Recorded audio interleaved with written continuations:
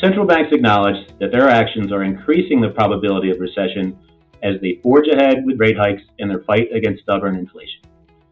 After the Federal Reserve hiked its rate last week, Chair Jerome Powell said that the window for an economic soft landing, where growth slows but recession is avoided, has narrowed.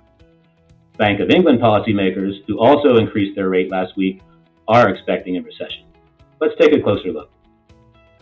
Central banks are paying more attention to how rate hikes may impact the economy, as evinced by new language in the Federal Open Market Committee statement, which noted the committee will take into account the cumulative tightening of monetary policy and the lags with which monetary policy affects economic activity. However, that hasn't stopped Chair Powell, European Central Bank President Christine Lagarde, and Bank of England Governor Andrew Bailey from charting aggressive plans to reduce inflation. Last week, Powell said the Fed is focusing on how fast to hike, how high to go, or how long to maintain high interest rates. He was also clear that policy is not sufficiently restrictive. We expect the FOMC to increase its 2023 median year-end Fed funds rate forecast to 5% or more at the December meeting versus 4.6% in September and the current target range of 3.75% to 4%. One indication that the Fed funds rate is sufficiently high is when it's equal to the inflation rate.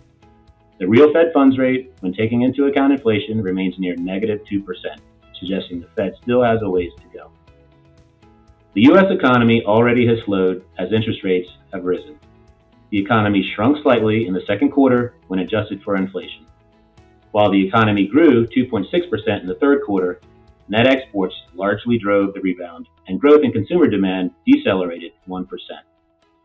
Market-based indicators, such as the inverted yield curve and widening corporate credit spreads, portend a mild recession. Chair Powell last week said that a soft landing is still possible, but he noted that further rate hikes and continued high interest rates thereafter make a soft landing more difficult to achieve. As a result of uncertainty over the path of inflation and interest rates, we remain underweight equities outside the U.S., including emerging markets, and have a modest defensive overweight to cash. Further, given the upside risk to yields and a challenging near-term environment for credit, we remain underweight investment-grade corporate bonds. We hold a modest overweight to high yield given the composition of the sector and relative valuations. However, uncertainty has been the one constant theme in 2022, and we believe it will be with us into the new year.